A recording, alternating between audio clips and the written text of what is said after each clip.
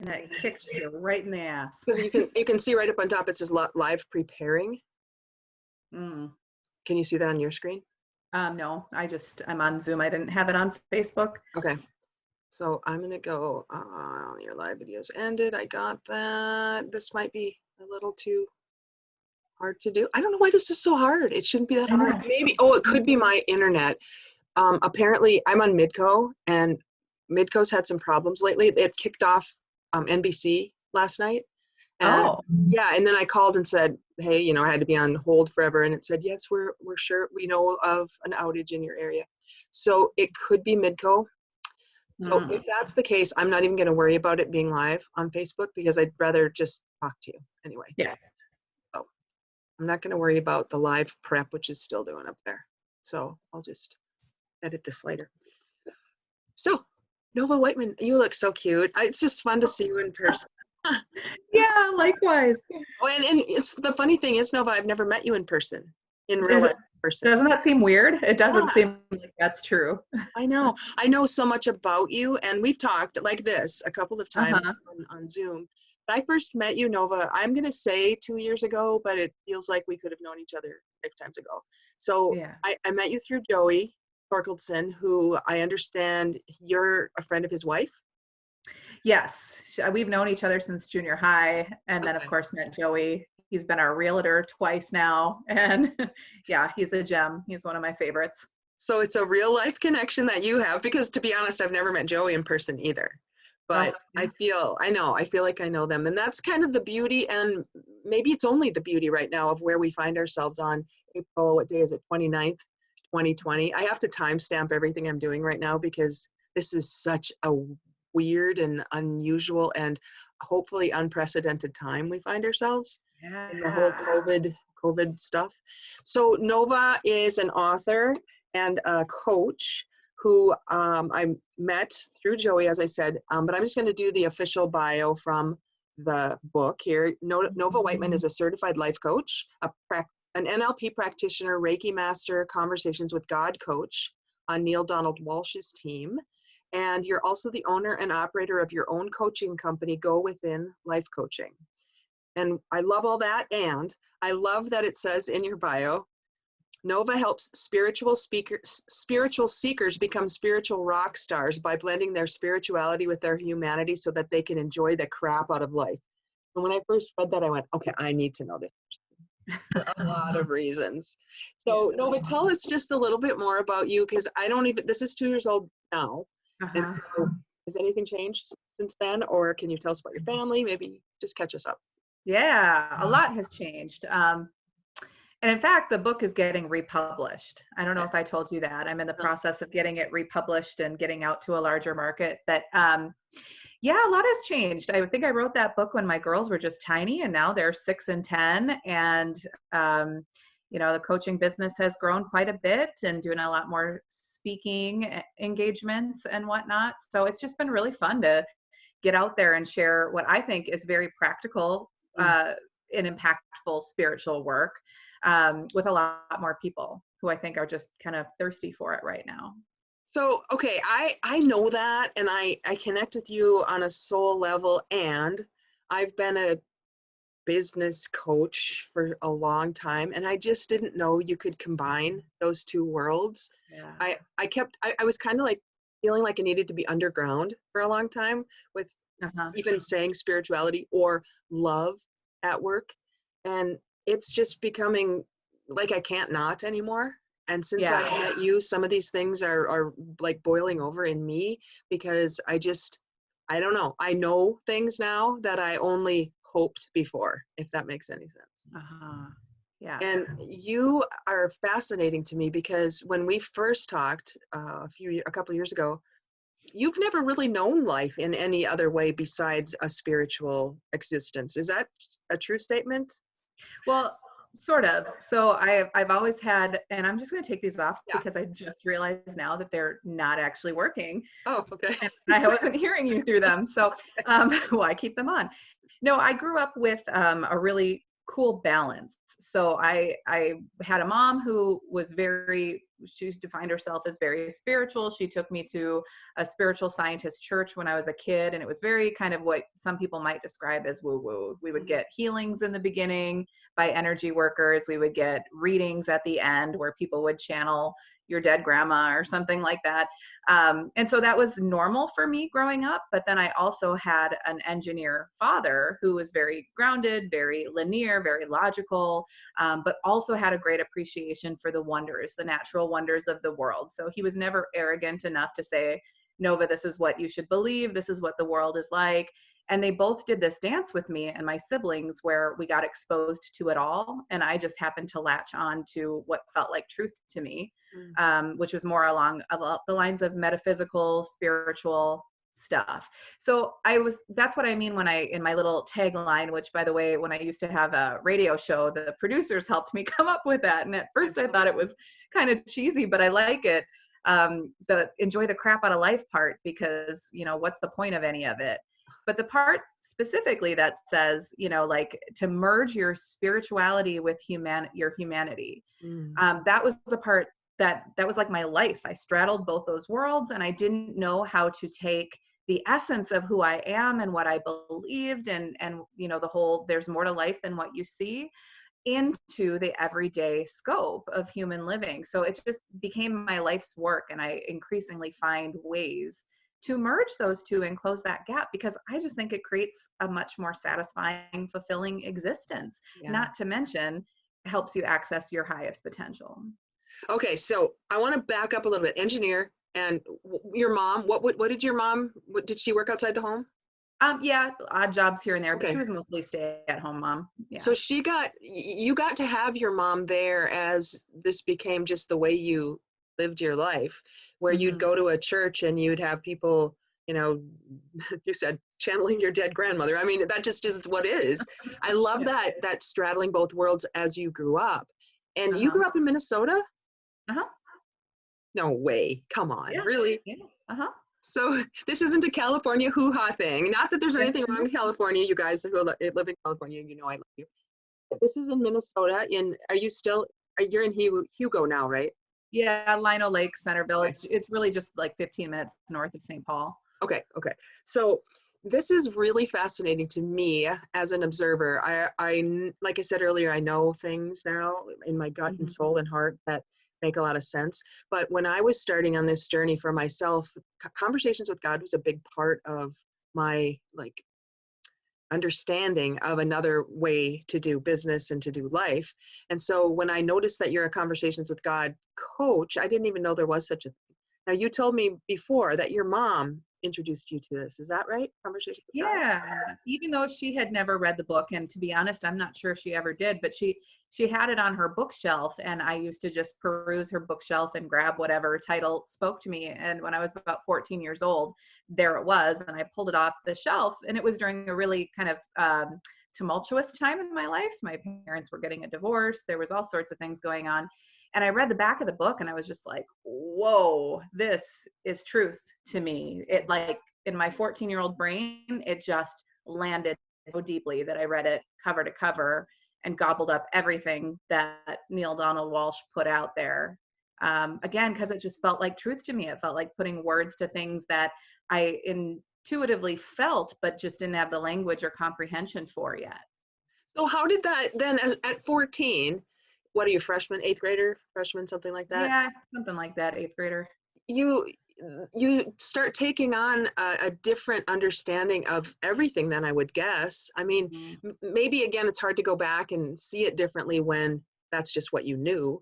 I keep looking from my perspective as a, Missouri Synod Lutheran kid who couldn't question, because if I questioned things, then it meant I didn't have faith. And so I was trying to shove everything back in to this box that I was having to keep shut, and it didn't stay shut very well.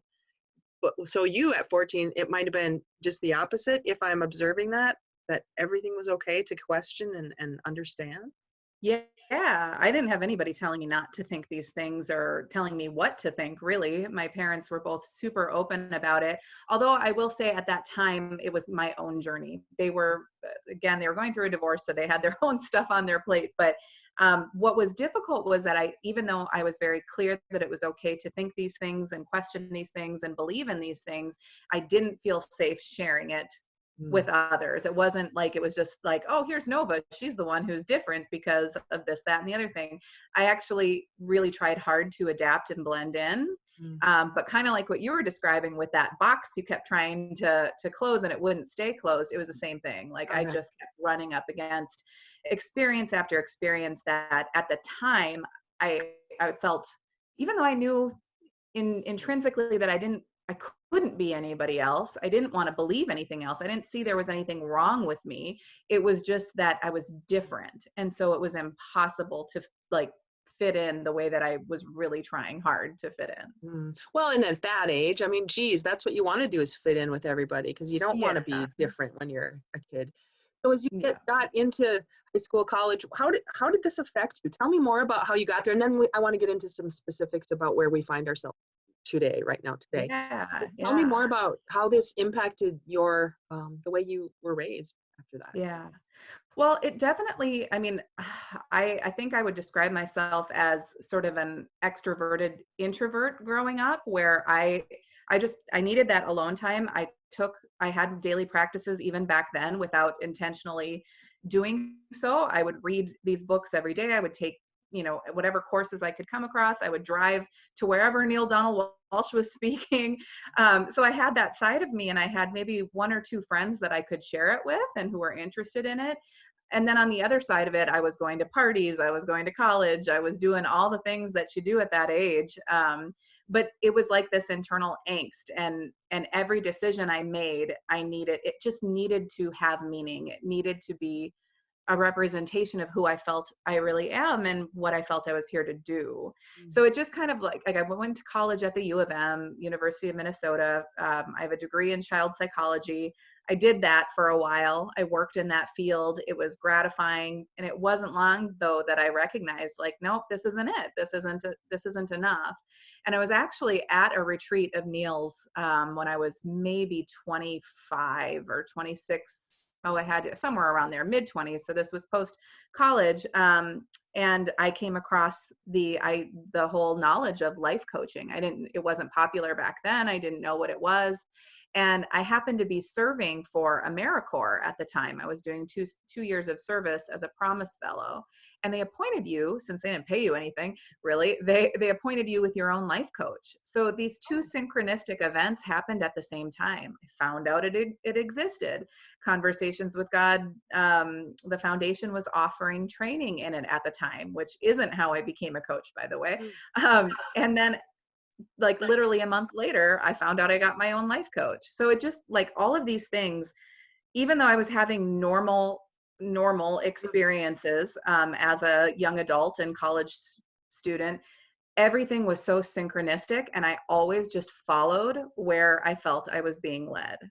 So even then, you were aware enough to be able to say, this means something, or this Mhm. is pulling me in a direction, or how would you describe that? Yeah, so I can describe it the best this way. Recently, I had my girlfriend that I've known since we were kids. We've been best friends since elementary school, and we had a girls' night. She brought over her old journals from when we were teenagers, and I'm like, "Ooh, let me go get mine." I pulled mine out. She's reading hers out loud, her entries, and they're like, "Ooh, I like Josh today," or "I like," just typical stuff. And then you read mine. I'm like, what is the meaning of the universe? What if I go this way? And how can I be more of who I really am? And we Wow. just laughed because it was such a difference. But that was how my brain worked. Although I was able to articulate things in very, like I can speak human, Mhm. I can Yeah, speak yeah, relatability. right. So, yeah, I don't know if that answers your question, but it was very much like viewing things through the scope of higher meaning and purpose, and trying to make my decisions, whether it was where I was going to go to school, what job I was going to apply for, should I date this person? Like it was always, does it feel right? Does Mm. this feel right to me? And that was always how I made decisions. Well, and so lately, you probably don't know this yet, but lately I've been telling people through my podcast and some of my online work, because I work things out by verbalizing. So I work things out in public lately, and my audience has been so gracious about letting me do that. But I'm talking about discernment versus decision lately. Mhm. And I think a lot of people don't make the best decisions necessarily because they've really never been taught how to do that. We've been Mhm. taught to have a backup plan. We've been taught to never put all your eggs in one basket. And so consequently, we don't really decide anything. If the word Yeah. decide means to cut off the other options, we don't. We hold on to everything. And that doesn't allow us to learn. So I'm working on getting into a space I'm calling discernment before decision. And to me, Mhm. discernment aligns, to use your terminology here, aligns your head, knowledge, intellect, your heart, intuition, and your gut, instinct. So I call that lining up the eyes, intellect, intuition, instinct, and using all three to make those decisions. And I never allowed my intuition in because you weren't supposed to, right? You're supposed to get all the knowledge you can and stuff it in your head and then Mhm. regurgitate it back out. And so I'm only recently, probably since I've gotten to know who you are, allowed myself to, what you say in your book, become awake and aligned, which I think what you're describing now is you just always were, but maybe it didn't occur to you that that was weird. And it's not weird, Yeah. by the way. It's not weird, by the way. Yeah. That's the way what Yeah. we're all trying to get to. And you always Right. were that, maybe. Yeah. Well, I think it was actually maybe a little bit of the opposite where I was going, at least in my younger years, it was more so like, oh, just follow feeling and intuition. And I wasn't incorporating the other two eyes enough. And Mm. I think what alignment means to me now is very similar to what you're describing is like refer to all those sources, make sure they're lined up, be able to discern where you're coming from. Are you coming from just purely a place of logic and intellect or even past data, past experience only, and that can only take you so far. But if you take that and then you match it up with, okay, well, what am I feeling about this? What is my instinct? What is my intuition saying? Then you're able to navigate this human experience with a lot more consciousness, intention, and I think a smoother journey. That all of those things make for a smoother journey, and you don't feel so scattered. You don't feel like you're just I don't know, you feel more purposeful. And to me, that's everything. Well, and when I read your book, I felt validated. I felt that and this is gonna sound weird, but I felt like I had permission to not work so dang hard and keep trying to make things work. And when I read your book, it almost felt like permission to just let things happen. And I was like, shut up, that can be possible. It was so cool because you said it a couple times, if you want to sit on the couch, sit on the couch. I mean, don't make this so difficult. Yeah. And that really spoke to me at the time I read this, and I think Joey would say the same thing. When we were working, and Joey and Jason had their podcast called The Grind, which is completely the opposite of what your book was talking about. Mhm. And I know now they're called The Ungrind because we had that podcast not that long ago. I interviewed them. And I think that process a couple of years ago I noticed with them is Mhm. what I'm experiencing a little bit more in the world of work, which Mhm. takes us right now to, again, April 29th, 2020, when the world has been forced to slow down. Yeah. How does that relate to you? I mean, how do you see that? How do you see this, I don't know, the big downshift we're in? Well, within the context of the pandemic? Let's go there, yes. And Okay. then, because I think there's a couple ways to go here, but let's talk about the pandemic. Yeah. Well, if you think about it, pandemic and whatnot aside, life always finds ways to slow us down. Through getting sick, through getting fired or losing our jobs, through breakups, through twisting your ankle, whatever it might be. The life is always trying to get us to pause and be more present. And my opinion is that this strictly speaking from the spiritual perspective of purpose and meaning, I call this like the great global awakening. Like this is getting people to slow down and really make some decisions about who they want to be individually as well as who we want to be as a collective society. And now is the time where it's done in such a way where we can't ignore it. We can't just say, well, my ankle healed, or I'm over that cold, so I'm just going to go back to things. We're all kind of under these same conditions where it's like, no, no, no, sit still, look within, do your work. It's uncomfortable, it's painful, it's scary at times. And yet those are usually the ingredients that cause us to do the deepest reflections and make the most conscious decisions. So I see a lot of that right now. I see a lot of people forced to do it. I see a lot of people going, whew, finally some time to do it. There's across the whole gamut, there's every experience you could possibly think is out there right now. But in terms of slowing down, I think it's not just about slowing down your life and those external factors that present themselves, because when things go back to quote unquote normal, or what I think will be the new normal, we're still going to have to slow ourselves down internally. It's the internal process of just being more present, being more aware, being more intentional, and understanding that those things that we let rule our lives are not actually that important.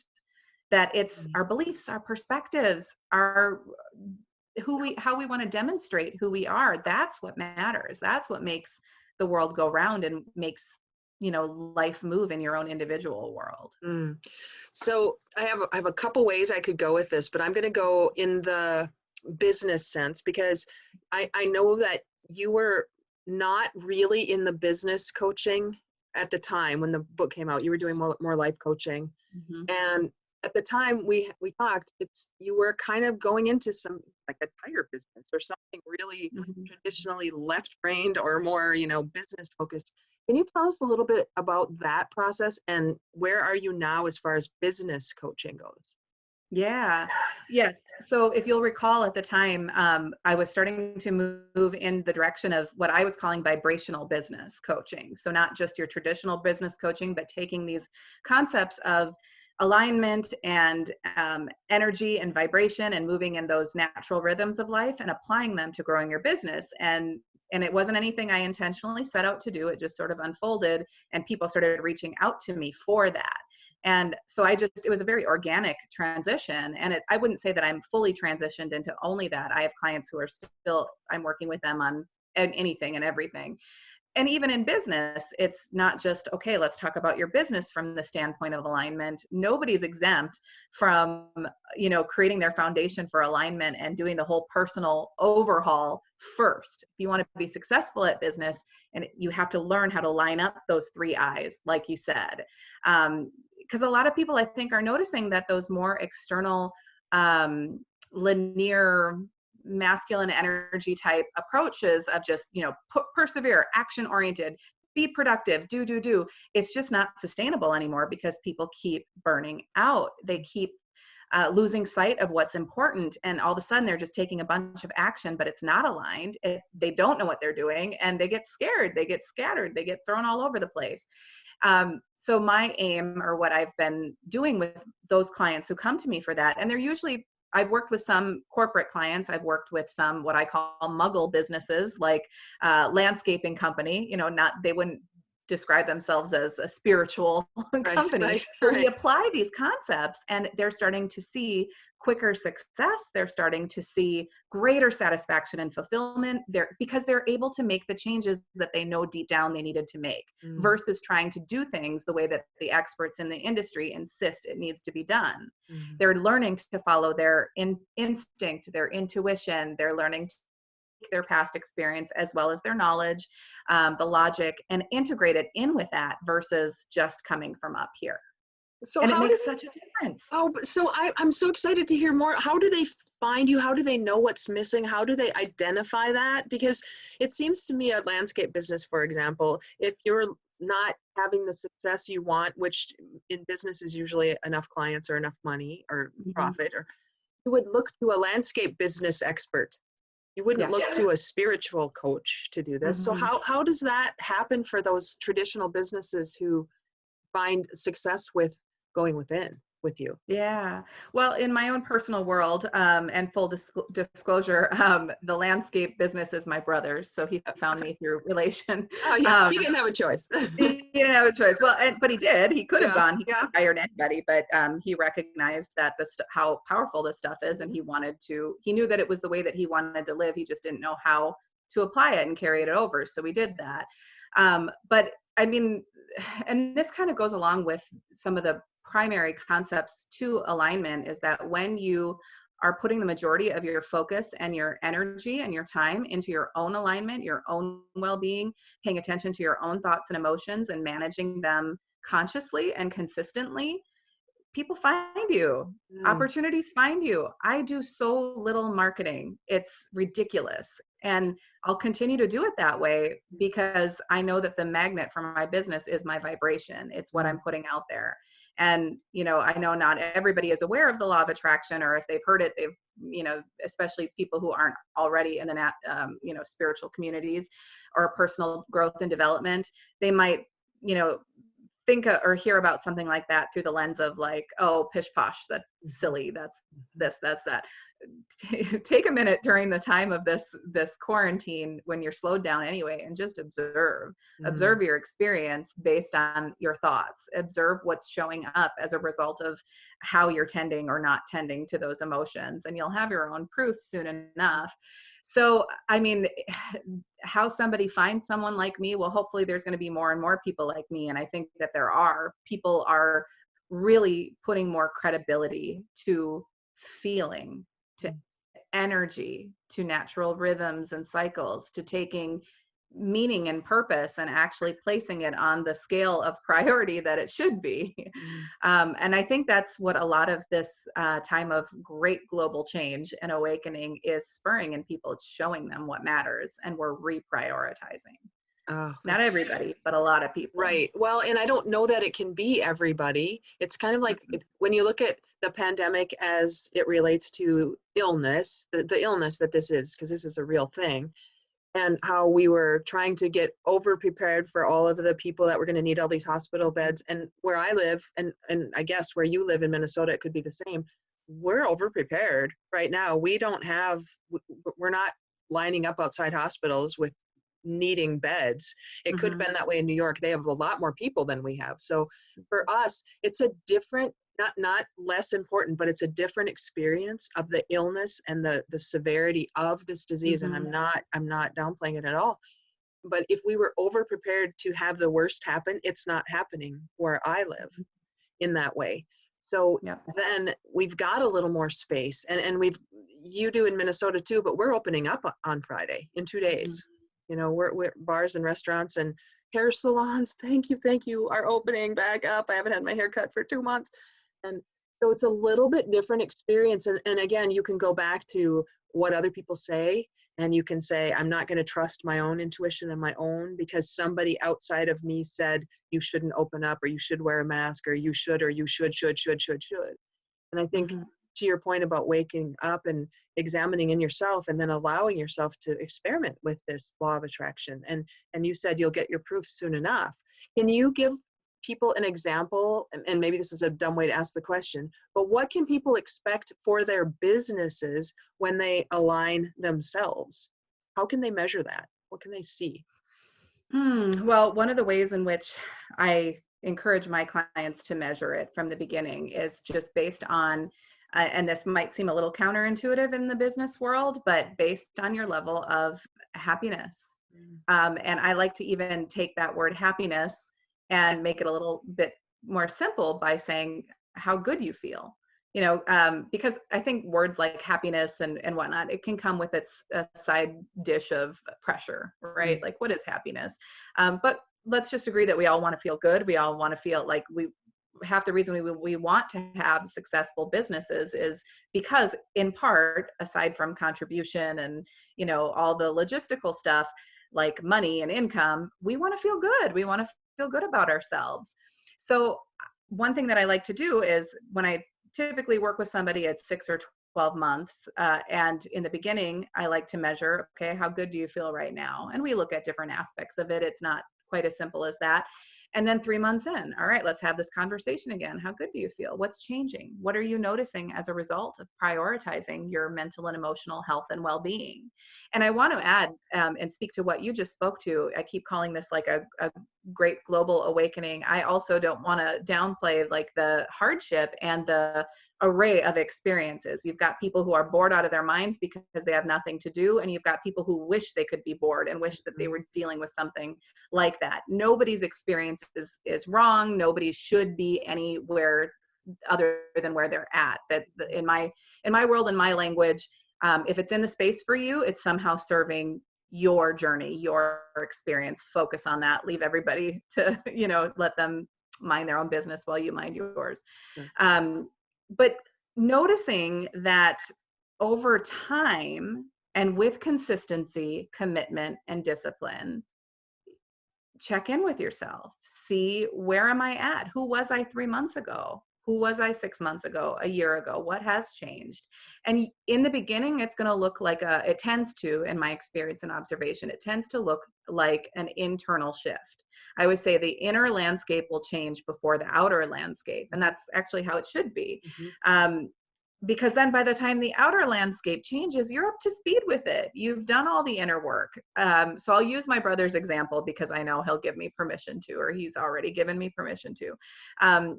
With his specific business, he had goals. He had financial goals. He had all sorts of different goals. And yet he identified that there were certain systems in place that were not working.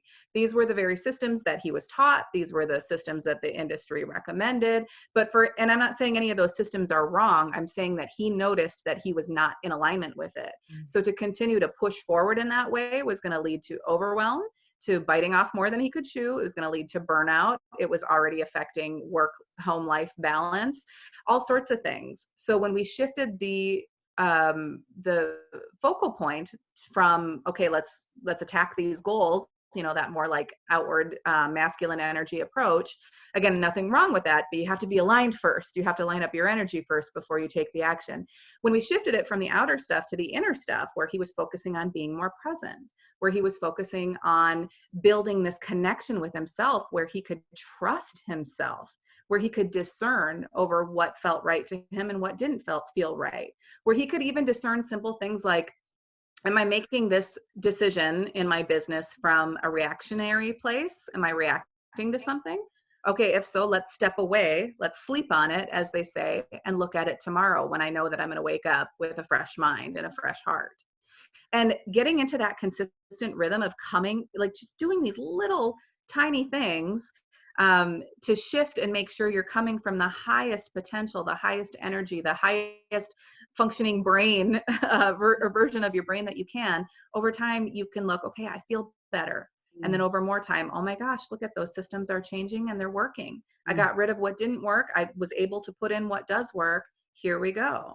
And then you have the more tangible, measurable results that our world currently favors more than the internal one. Well, and that's the thing. I when you're talking about your brother, and I'm hearing in my own, I hate to say judgment of that, but observation of that, it sounds like what you're describing is more of a feminine way of seeing the world. And to have men come into a space of being quiet and aligned and doing those things seems really next level-ish to me. Mm-hmm. Is his experience different than maybe his business partners who are men would have? Do you know? I would assume so, yes. He was the only one I was coaching. I wasn't coaching anybody else within his system. But in general, in my observation with other people that I've worked with is like, yeah, absolutely, there's a difference. And this is next level stuff. So for example, when I work with somebody, I don't look for specifics. I'm interviewing them as much as they're interviewing me to see if we're a match. And matching is super important. I'm not everybody's coach, and not everybody is my client. So one thing that I find to be really important is just in the willingness and readiness factor. I look for how willing and ready someone is.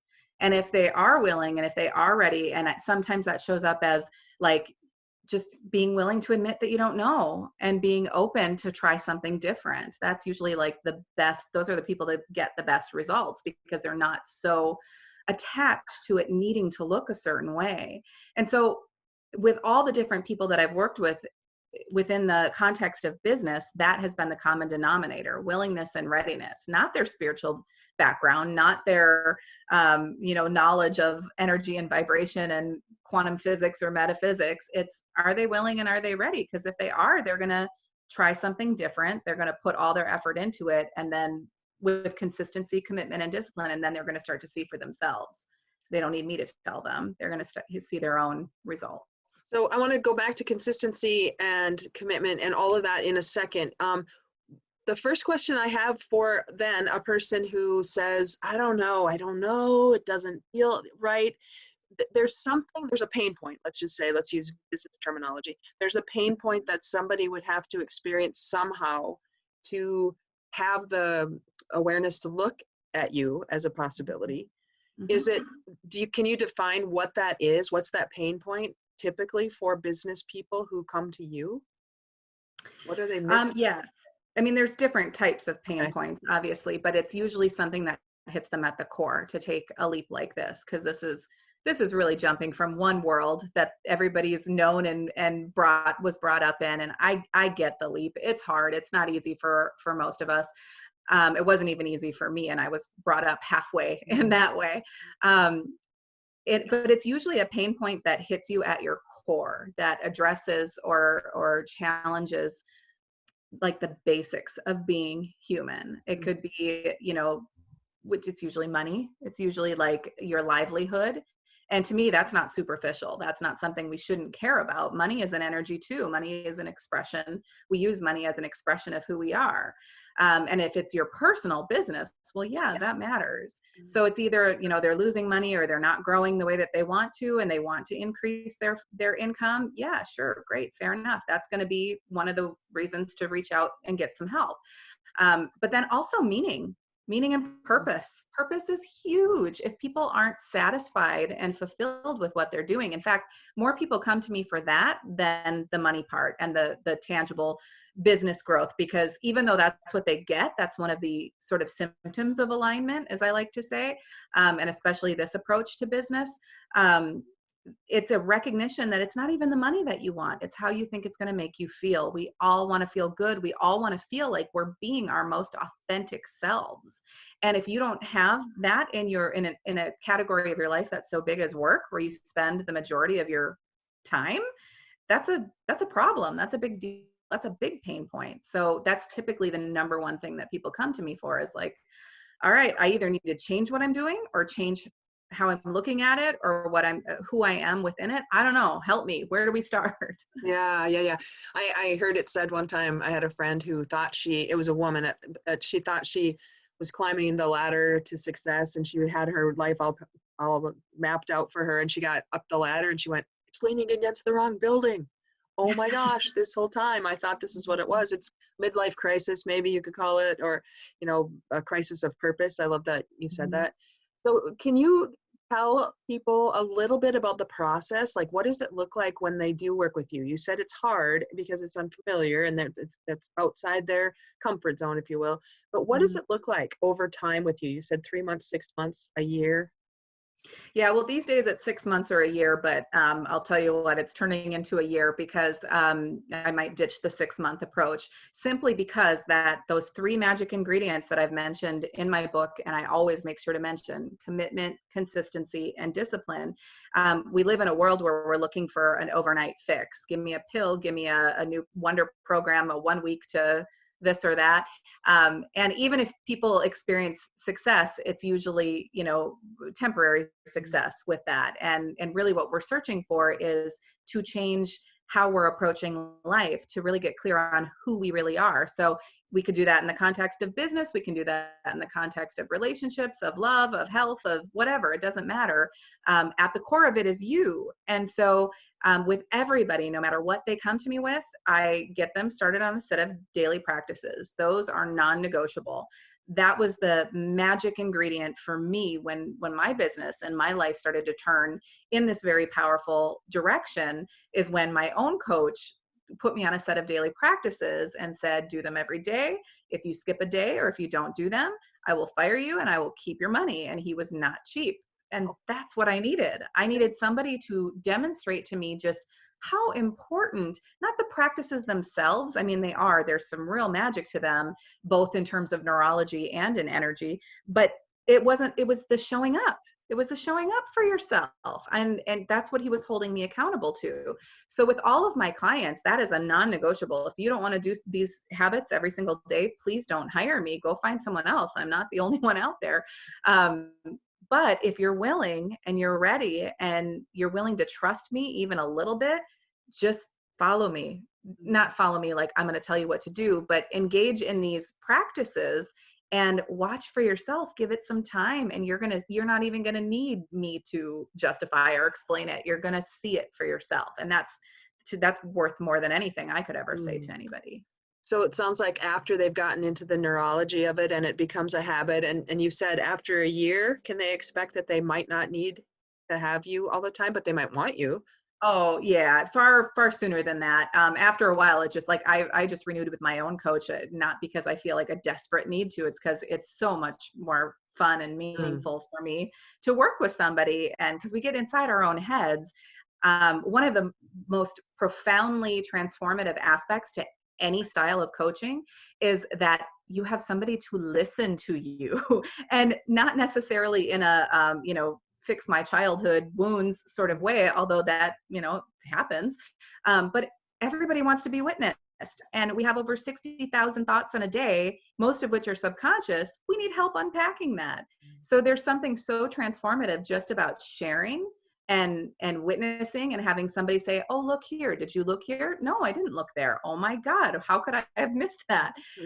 That is just worth so much to people. So in terms of like how long, it's different for everybody, but if you give me a year of your life, you will have knowledge and tools and resources and a foundation that will carry you in any aspect of your life from here on out.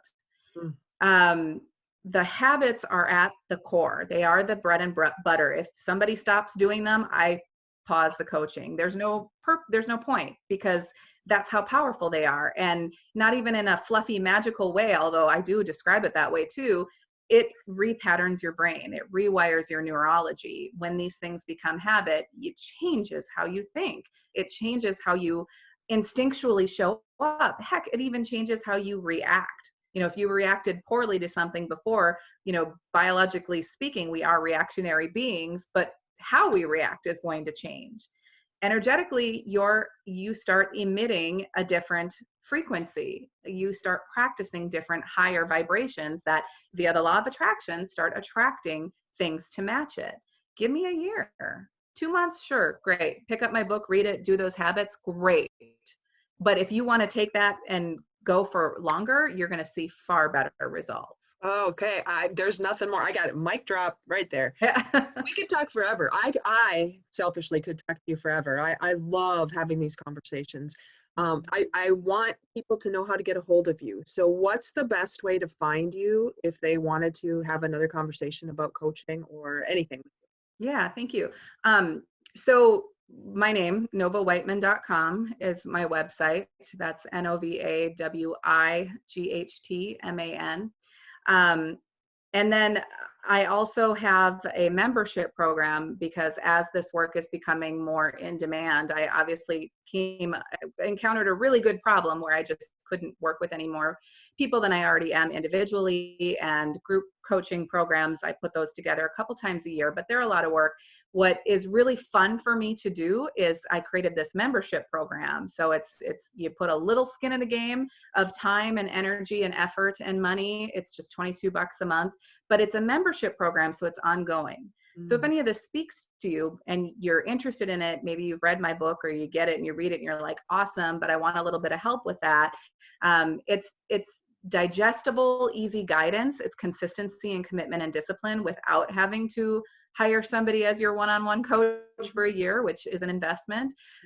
It's a really good access point to this work. So right now I've just opened up the membership, which I haven't done since October. It's open until Monday. If anybody wants to check it out, it's just novawightman.com/membership. Well, I will need of course, the book is I'll on need there to put this up right now. As soon as we get done talking, I'll put this up so that people can have access to it right now before Monday. The book is Awake and Aligned. I got, like I said earlier, I got the Kindle version right away because I couldn't wait, but then I needed to have the actual book because it's all highlighted and underlined. Just for one little example, I'm just randomly opening the book. This is on page 9. Spirituality is self-awareness, awareness of your connection to the world around you, and that something bigger than you exists. Humanity refers to the very human aspects of life and ourselves, from our perceived flaws to the everyday dealings and contexts we come across. So there's information, but there's also a lot of inspiration in here. Information in form, but inspiration in spirit that you can get from this book.